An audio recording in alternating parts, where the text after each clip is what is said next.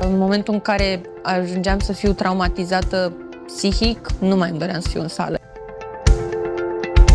Până acum nu s-a discutat despre ce se întâmpla în spatele ușilor gimnasticii.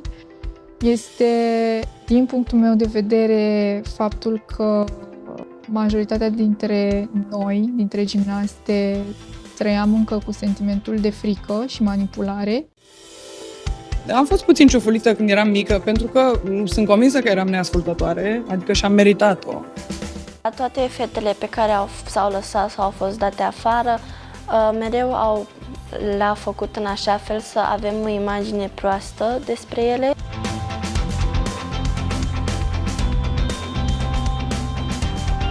Mai concret, ne făceau tâmpițele, prostuțele și proaste și tâmpite, idiote, cretine, cretinoide.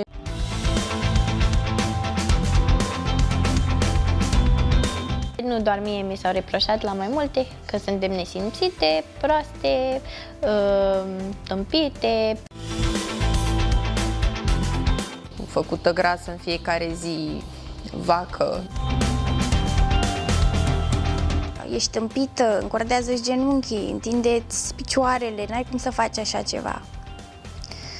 După am asistat și la o bătaie cu bățul în cap, în care doamna Maria îi dădea lui Izei în cap, așa, cu bățul și îi spunea că tu trebuie să vezi panglica asta, ce ai fetiță, n-o vezi. Trebuie să ne aplecăm și fizic și psihic asupra acestor copii și să încetăm să le dăm senzația de frică.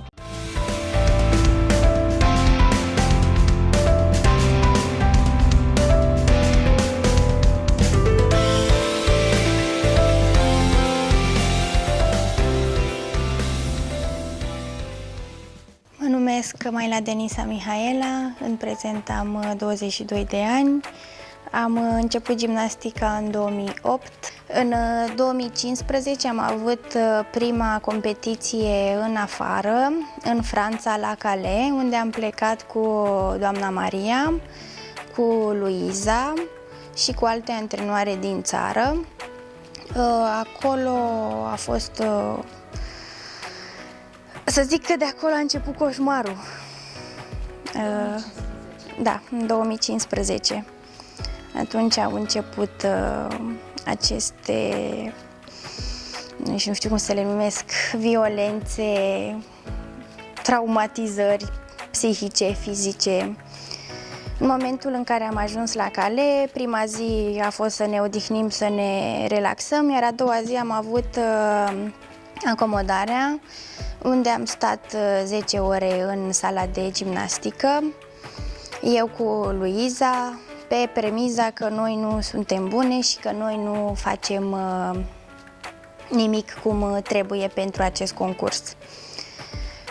Aveam momente în care spuneam că nu mai pot, mă duceam la baie și mă rugam. Într-un final s-a terminat acest antrenament de acomodare, unde eu și Luiza am fost bătute, ciupite, jignite și tot felul de injurii pe care ni le adresa. Chiar dacă eram cu mai mulți oameni în sală și erau din afară, cumva venea subtil să nu cumva să vadă cineva dreapta-stânga ceea ce ne face. Venea lângă noi și ne zicea: ești tâmpită, încordează-ți genunchii, întinde-ți picioarele, n-ai cum să faci așa ceva.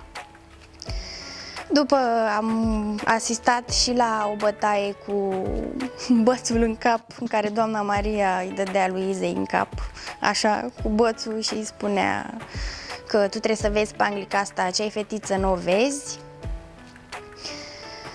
Au fost ciupituri, zgârieturi făcute de dumneaei. După am ajuns la cazare seara, fără să mai prindem nicio masă, nici eu, nici Luiza știu că n-am mâncat. După a urmat concursul, a fost un concurs destul de frumos, în afară de prima parte. Atât eu cât și Luiza am revenit cu medalii de la acest concurs. Și după ce am câștigat medalia de bronz la coardă, mi-a spus: ai văzut pentru ce te-am bătut și pentru tot ceea ce ți-am făcut ca să câștigi această medalie. Am revenit acasă, părinții au văzut pozele inițial pe Facebook și m-au întrebat că ce am pe picioare și am mințit și le-am spus că m-am lovit cu obiectele. În sfârșit, poate, prin acest material, se va face dreptate, măcar, nu știu, și 5% dacă s-ar face dreptate din tot acest material și tot ce o să iasă și să înțeleagă oamenii prin tot ceea ce am trecut noi, de la Alexandra, la Luiza, la mine, la fete, la tot. Nu știu, măcar acolo, un mic sprijin psihic, moral, că ăsta este cel mai important. Da, nu știu, pentru asta am făcut-o, în principal pentru fete și poate se poate schimba în bine toți acești ani de sclavie, spus pe românește, în care Irina Deleanu a fost președintele Federației Române de Gimnastică Ritmică. Am rămas cu niște traume psihice destul de mari, care cred că ar fi putut fi evitate. Cred că poate exista un mediu mai sănătos de lucru, pentru că sportul oricum este ceva dur. Practicăm sport de mici, antrenamentele sunt grele. Pentru mine problema și traumele nu vin din numărul de repetări sau din numărul de ore petrecute în sală. La mine nu asta a fost problema. Eu puteam sta în sală o zi întreagă, acceptam să lucrez oricât mi s-ar fi cerut dacă era într-un mediu sănătos. În momentul în care ajungeam să fiu traumatizată psihic, nu mai îmi doream să fiu în sală, iar pentru mine asta era ceva ieșit din comun. Am fost mereu genul de sportiv pe care dacă îl dădeai afară pe ușă, intra pe geam, făceam orice puteam ca să fiu acolo și să mă antrenez.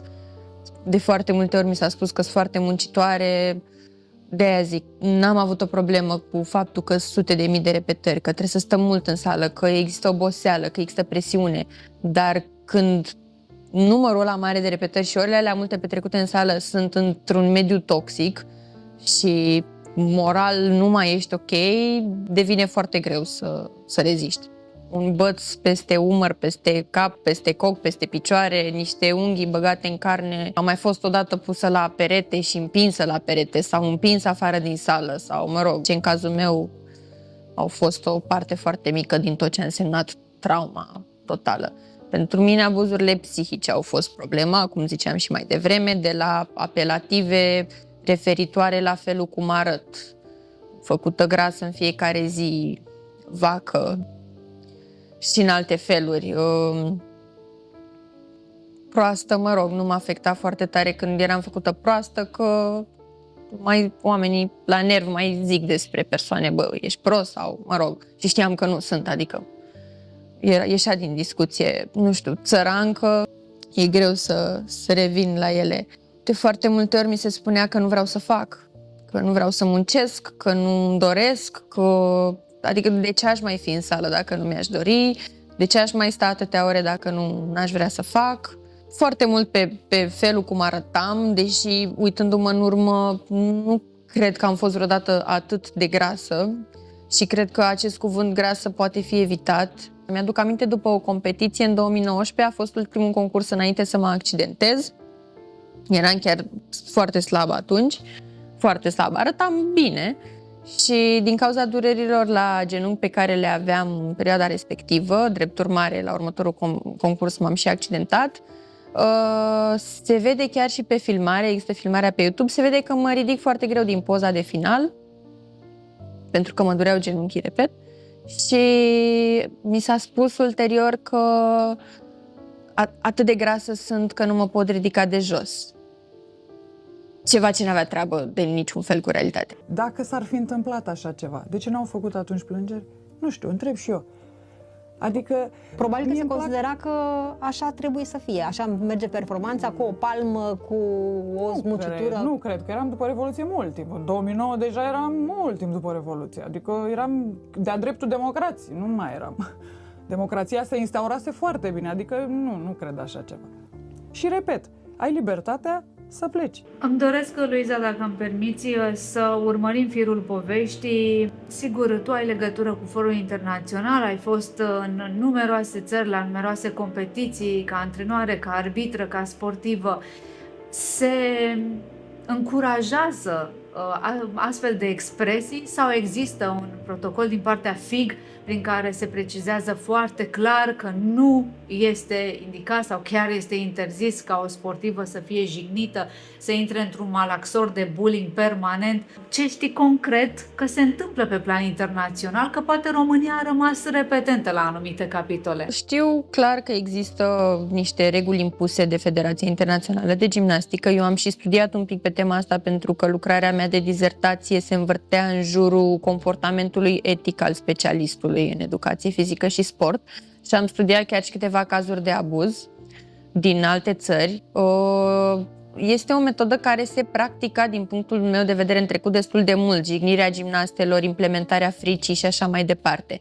Dar cred că s-au schimbat un pic vremurile, copiii s-au schimbat, antrenorii s-au schimbat, au apărut și acest set de reguli de safeguarding.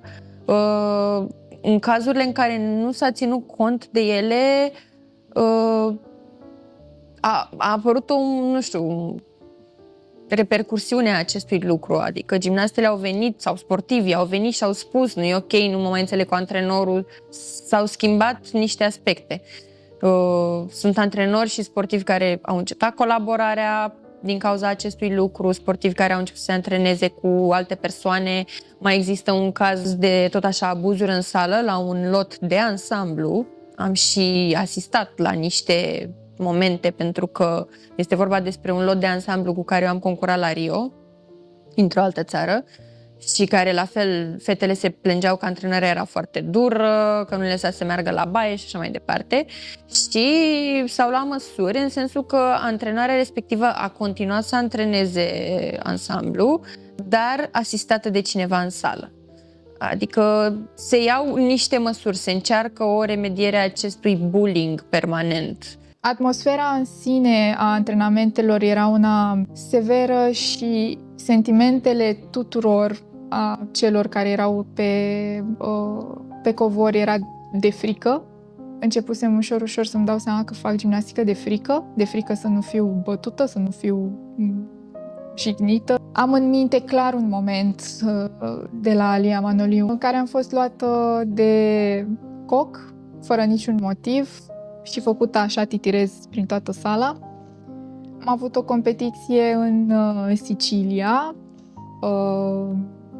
unde am plecat cu o altă colegă din lot, unde am fost împreună cu Irina și cu Maria, iar în competiție am pierdut obiectul. După ce am pierdut obiectul, am și încheiat competiția pentru că era ultimul obiect și ca pedeapsă, în spate, după ce m-am întors pe covorul de încălzire, mi-a ordonat să fac 100 de serii din elementul pe care l-am făcut și am scăpat obiectul. Era o serie de sărituri, erau 2 sărituri pe linie, o aruncare cu prindere în afara câmpului vizual, 100 de serii neîntrerupte, fără pauză. Așadar am început să fac aceste serii. Cred că am făcut în jur de 10-11 serii până când nu mi-am mai simțit picioarele, motiv pentru care am făcut întorsă, mi s-a umflat piciorul, mi s-a umflat glezna, s-a și înnegrit în câteva secunde, moment în care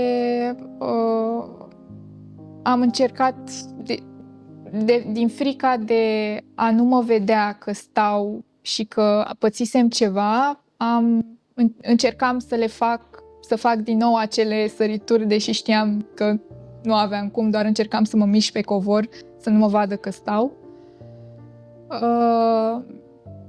M-a văzut și oarecum eram cu spatele către ea, m-am trezit dintr-o dată luată de coc și apoi unghiile înfipte în gâtul meu, m-a luat așa pe spate și m-a aruncat pe bancă, spunându-mi să stau în sfoară, că așa rezolv eu problemele.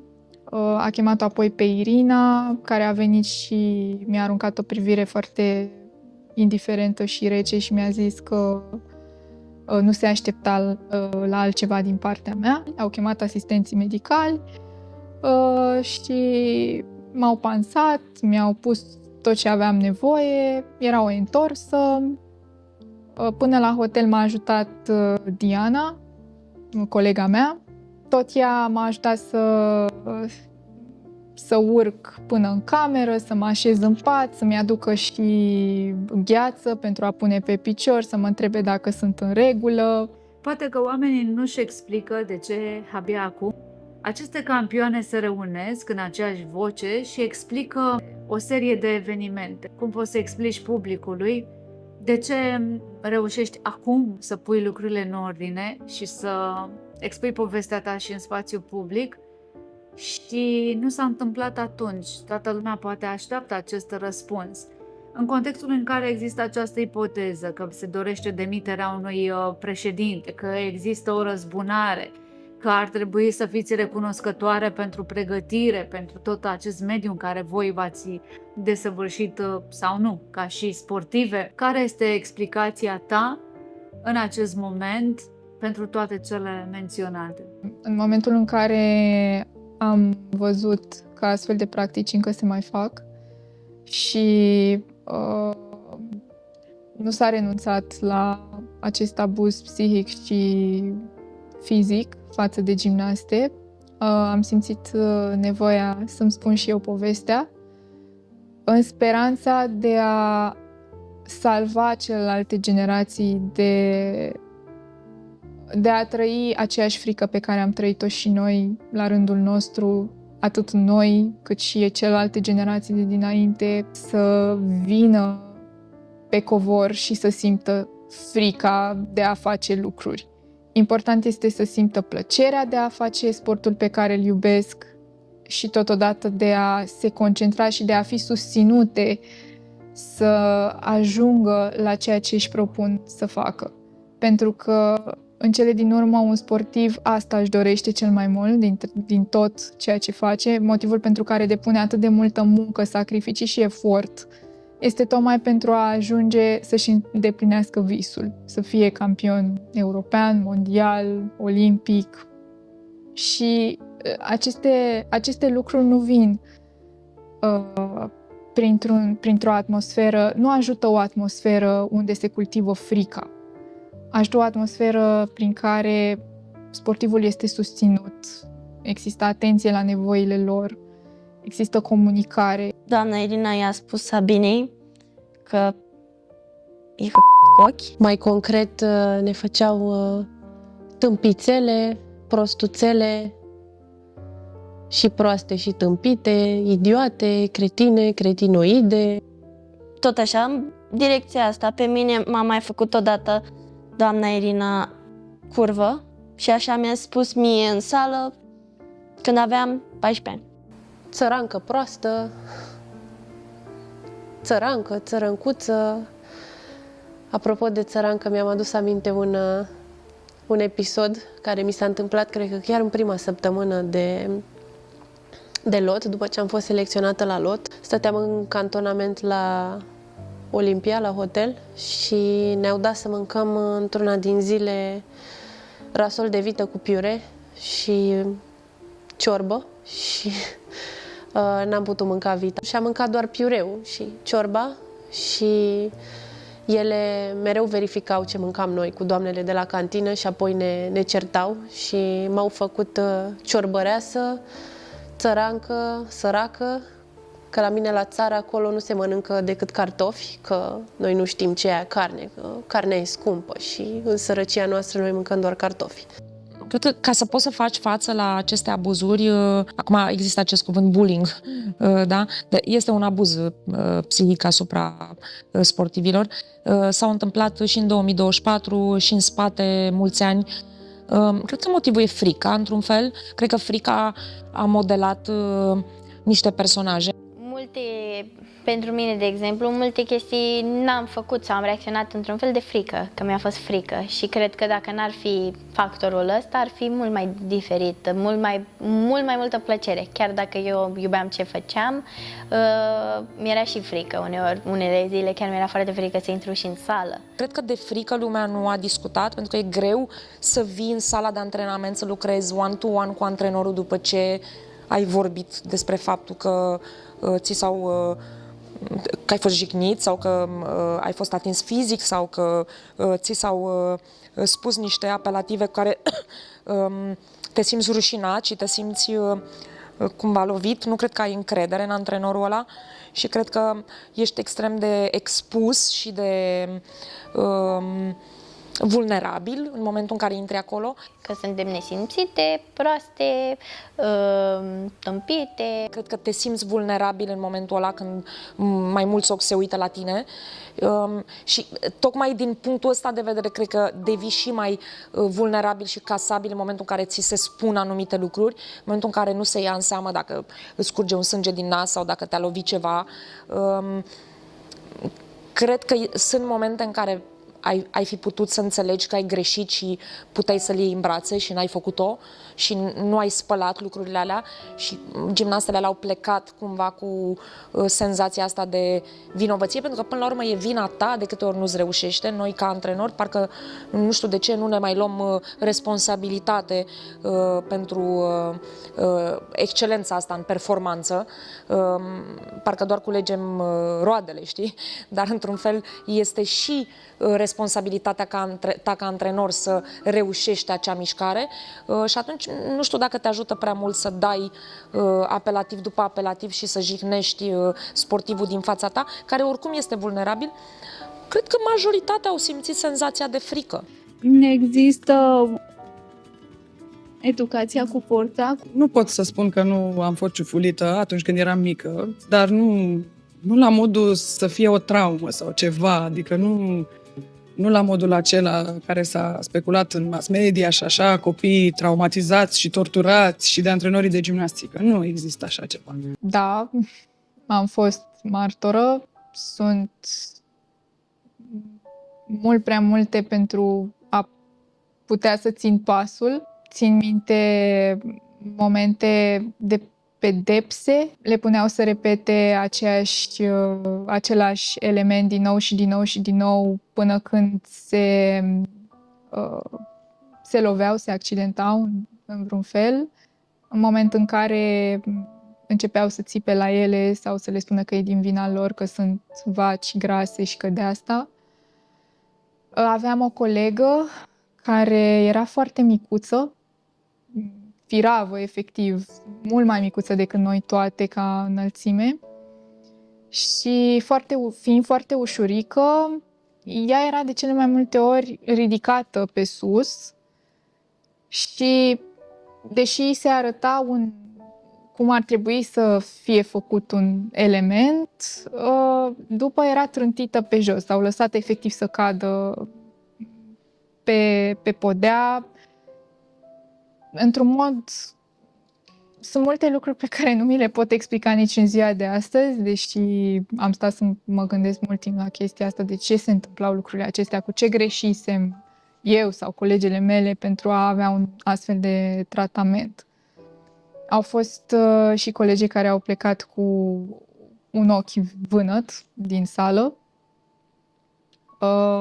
Erau și momente în care trebuia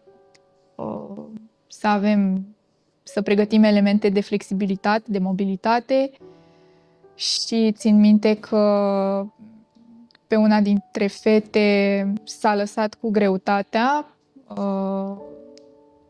și știu că aceasta a început să gâfâie puțin și să spună că nu poate să respire. Moment în care i-a spus că să stea liniștită, că dacă moare ea, nu răspunde ea. Și cam despre astfel de momente discutam. Am fost puțin ciufulită când eram mică, pentru că sunt convinsă că eram neascultătoare, adică și-am meritat-o. Iar mai apoi, la echipa națională, pot să spun că nu s-a întâmplat niciodată așa ceva. Relația mea cu antrenoarea emerită Maria Grâba a fost una foarte colaborativă. Deci n-aș putea să spun bună, că bună ar suna ceva plat, lin. Nu, au fost, sigur, ciocniri și convulsii și păreri diferite și așa mai departe. Dar am colaborat foarte bine, nu s-a pus niciodată problema de așa ceva. Vreau să se schimbe ceva pentru următoarea generație, următoarea generație să aibă parte de o carieră mai frumoasă ca a mea, chiar dacă la mine a fost foarte frumoasă, dar cu niște incidente care au făcut viața mai grea. Comportamentul. Simt că de la o anumită vârstă în special, și gimnastii din afară și versus la noi, este comportamentul, cum alte gimnaste sunt tratate ca și când au vârsta pe care o au. Eu vorbesc în speranță ca să se schimbe ceva și sfătuiesc la următoarea generație să facă la fel. Dacă ele simt că ceva nu este ok, să spună, să nu țină pentru ele și să spună mai departe și poate vom reuși să se schimbe ceva până la urmă.